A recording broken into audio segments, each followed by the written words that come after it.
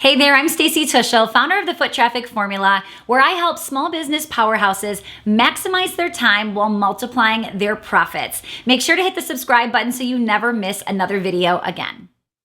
Hey everyone, welcome back to another episode. Today is a strategizing with Stacy day. So that means what we've got going on is I'm going to bring on 2 or 3 clients every week when I do these and just let them do some on-air coaching. I know a lot of times when I'm strategizing with somebody inside of Foot Traffic Formula, so many of our other clients, they might not even ask a question that day, but they'll get so much out of the feedback and coaching that we're doing with one of our clients. So we thought, why not give them some extra time with me, but then you get to watch it and get some benefit of it. So I'm super excited. We've got some great guests today, and we're just going to dive right in. All right, you guys, we have another client that I'm going to be bringing on, Tracy, just here in a second. I hope you can really take this and not be like, well, I don't have a sewing business, so this isn't going to help me, right? You've got to get out of that mindset. You have to ask yourself, oh, I didn't know that about the blog. I didn't know that about the website developer. And maybe it's nothing to do with the website or the blog. Maybe you're realizing, wow, I've never questioned a contractor before. I've always just, paid them and then took their word and did what they said. I've never really gone back and asked or requested, right? So I want you to take away from this conversation whatever you need to take away from it today, okay? All right, Tracy, let's bring you on. Hi, Tracy. Oh, I can't. Can you fix I think you might be muted.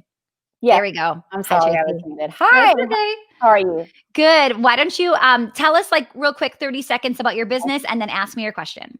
I am building my coaching practice into an online space. Okay. For over a year, I've had it local and private, one-to-one, and that's not scalable. So my online focus, even though I coach privately men and women, my online focus is going to be female entrepreneurs that already have a business that are feeling stuck. I don't like that word, but overwhelmed. That's what they're going to say. Yeah. Yes, exactly. So it doesn't matter if it's a time management organization making their schedule work for them kind of a thing, or knowing how to reach out without feeling salesy or annoying or pushy. Going deeper with clients, just what their struggles, and then helping them find confidence with all of those things. Love it. What's your question for me? Oh, I have several. So you have to tell me when to stop. Okay, I will. You're good. Okay. So in Foot Traffic Formula, and I've been watching and learning and taking notes, a lot of times when someone's going through their launch, they're talking about how exhilarating it is, but it's also exhausting. Yeah. Okay. So can you tell me as a newbie, just stop right there. You're right. So can you tell me as a newbie, why is it exhausting? What do I need to know? What corners do I need to see around? What am I getting myself into? Yeah. Okay. So why is launching exhausting? But at the same time, you keep doing it. So clearly it's a good thing. It's like having a baby, right? You're like, I'm never going to do this again. And then you're like, we're pregnant with our 7th. Well, we're getting a puppy. Yeah. Yes. Okay. So the point here is launching can lead to great results, which is why people are on a high. Okay. But it's also in real time, and things can happen that are unexpected, right? So you could be doing your Facebook ads could be doing phenomenal and you're crushing it. And you're like, I wonder what tomorrow's going to bring. And then tomorrow you find out your Facebook ads were disapproved or your account was shut down. And you're like, right. Every day it's something new happens. Or the day that Instagram won't work is the day you go to open your cart, right? And you have the Instagram strategy. It's just one of those things you can't plan. And because it's time sensitive, you have to do it today, right? I also think you don't know what's truly going to happen. I'm going into a boot camp on Monday, right? I do these, oh my goodness. I couldn't even tell you how many I've done. I do them so much. I don't know what Monday's going to bring. I don't know what the engagement's going to feel like. I don't know what the energy is going to feel like because it's live and you don't know, did the Facebook ads bring in the right people? Did we get some of the wrong people? And who knows, right? So when I show up on Monday, I'm going to bring my A game, but I have to see what does this room feel like? And that even changes it. If I notice that, wow, engagement is super low, nobody came, what happened, you guys? We have to get scrappy behind the scenes in real time to go message everybody and say, hey, here's the replay. You missed day 1. It was phenomenal. We'll see you back here for day 2. Right? Okay. So do you see how you just don't know what you don't know until you're in it? And then you're and honestly, open cart could be guys, nobody bought. What do I do? And then you're going to have to work like a crazy person to figure this out. Yeah. And then on the opposite end, you're like one time when I was a solopreneur, I was having too many clients buy and I literally couldn't keep up, which sounds amazing, but not when you're the only person and you can't keep up with everything, right? So it's like there's opposite ends of the extreme. If it goes well, there's a lot to do on the fulfillment end. If it doesn't go well, there's a lot to do on the sales side to get people excited and buying. Okay. So the more you can prepare and plan, the better off you will be. But you can't really plan for the unknown. Got it. Yeah, I can't plan for everything. You can't. Or like your email that you thought was scheduled to go out every single day. They're like, what email? We're not getting emails. And it just pulls you in to ConvertKit or your TAC. And you're like, what's going on with the emails? Stuff like that. Okay, cool. Another question I have that I personally experienced this week, and Cara, my community coach, helped me, and then Megan Summerall, who's a good friend, who's in the program, also helped me with this. When do you know when it's time to hire something out, to like just stop the presses on trying to learn it and be like, I can't, because the tech part is intimidating to me. I'm determined to not let it intimidate me anymore. But I spent 4 days trying to get my domain to hook up to this stuff and this thing in Funnel Gorgeous. And I'm just like, how do I do this? Right. Okay. So this is definitely, we could go a couple directions. So I'll just kind of talk through this. Yeah. So if I'm like, time to get this thing off my plate, I hate it, I don't know what I'm doing, it's taking me way longer than it should. The next question is though, can I afford it? Right? Is there money to bring this on? And if there's not, what can I do in order to make that money? Or what can I do to say to this person coming on, you're going to be responsible for XYZ, and I can see the potential of that position making money. So let's say I did not have money right now and I really wanted to hire somebody for Google AdWords. Okay. So do you see how I might not have money right now for him? I mean, I would obviously have money to figure it out, but all of a sudden I might think in my head, but maybe he could start generating income in this role in the next 90 days and I'll be okay.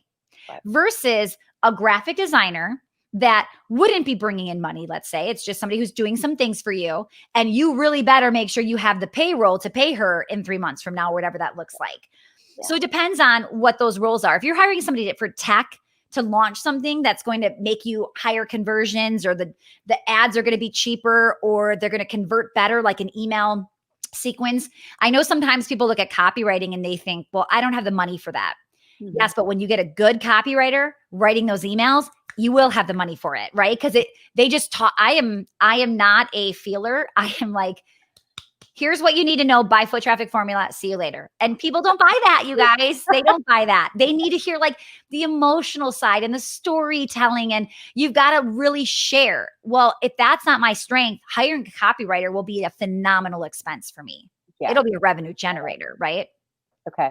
Yeah. That's super helpful. I know. I didn't give you an exact answer, but you see where my mind is going. Okay, good. Okay. Yeah. No, that idea about bringing somebody on with an incentive for that person to generate income, and that's the way you pay them. That's really I think let's go there for a second. So business owners think, oh, this is a responsibility. I have to pay 20 people. I would never want a team as big as yours, Stacey. I'm like, listen, yeah, I have a responsibility to pay that person for doing the work that they're providing, but they have a responsibility to perform. And if I have to let them go because they are not performing, that is not my fault, and it is not my problem, right? Now, a good manager, a good leader would be sharing performance reviews and evaluations of like, listen, here's what I'm seeing. I need to see this. But a lot of times people take so much ownership and they think, I could never hire somebody. What if I had to fire them? Right. Well, the only reason you should have to fire is if lack of performance. So when I hire, I'm flat out telling this role, here is what I'm expecting of you. Here is what I need you to be able to do to keep this role going. Or this just doesn't make sense. If 90 days from now or a year from now, I'm not making any more money because of what the work you're doing. Right. Yeah. Perfect sense. Yeah. I have another question. Go for it. Okay. So we talk about red ocean versus blue ocean. And so I think that my approach and my idea for my course is going to be blue ocean. Okay. It looks a little red ocean-y, maybe purple ocean. Okay. But how do I we get it over there? Yeah. Okay. So why do you think it's blue ocean? First, background for everybody. Blue Ocean Strategy is a book.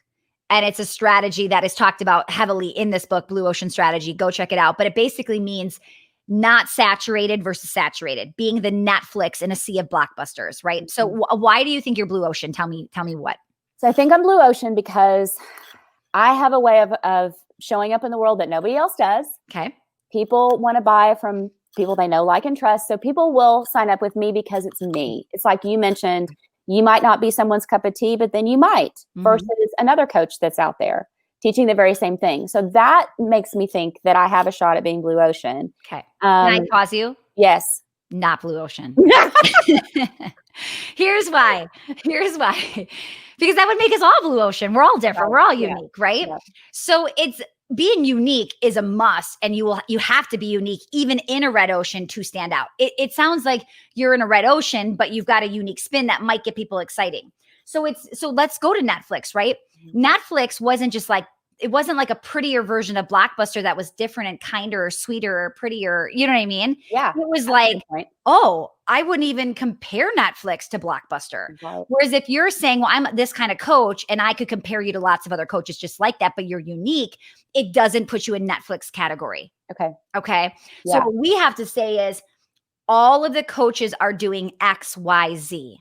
Okay. What is something so radically different that no one is doing? Okay.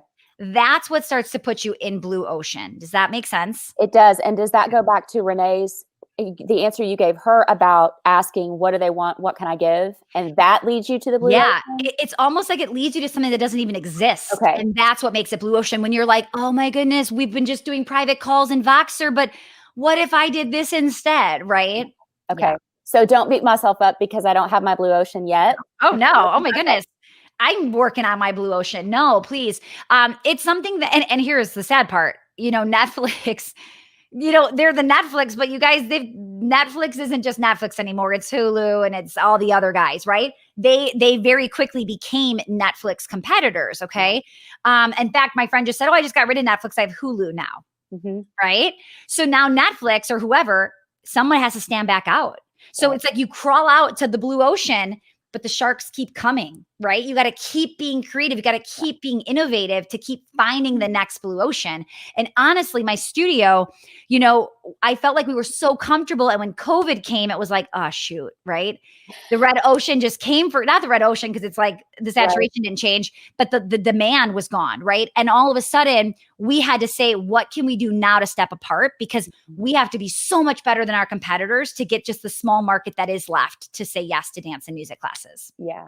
Got it. Yeah. Okay. All right, Tracy, I hope that was good. I loved where we went with that conversation. Thank you. Where can people find you if you want to send them someplace on social? Well, I said my website's not up yet. I'm trying to do it myself. So I'm on Facebook. It's Tracy Lane Beavers, TRACY, and then LANE, and then Beavers is my last name, just like the animal. I'm on Facebook. Connect with me. Send me a DM. Let's chat about your struggles and what you need help with. And I don't know, I might recommend them to Foot Traffic for you. I love it. As we're talking about foot traffic, what is your favorite part? I agree with everything Renee said. It's just, I have been searching for this past year a roadmap. First of all, I needed to figure out what I wanted to do. And I finally did. And my ideal customer and my messaging. But then it's like, now what do I do? And I don't have funnel. That's foreign to me. And a lot of the things that we're talking about, I'd never heard before, but your team is there to answer all of my questions and not make me feel silly for any question that I ask. Cara is my community coach. She's amazing. She lets me vent when I feel like I'm going to run screaming down the highway. Yeah. And she kind of pulls me back and says, we got this. You got this. I'm here. You can do this. The community is amazing. It's mostly women. All of the ladies that are in the group are just cheering each other on. And I just feel like I have a roadmap. Good. I really do. And I like that. I love it. Thank you so much. Thanks. Tracy, so good. You guys, if you want to put in the chat your links or anything, feel free to do that. All right. All right, you guys, thank you so much for joining us. These were clients inside of Foot Traffic Formula. If you ever want to find out about our coaching program that we have, you can go to foottrafficprogram.com for all of the details. And if you are one of our Foot Traffic clients, make sure you ask your coach how you can get on here and do some bonus calls with me. All right. Thanks so much for watching. Make sure to subscribe if you haven't done so already, and then hit that notification icon so you never miss another video again.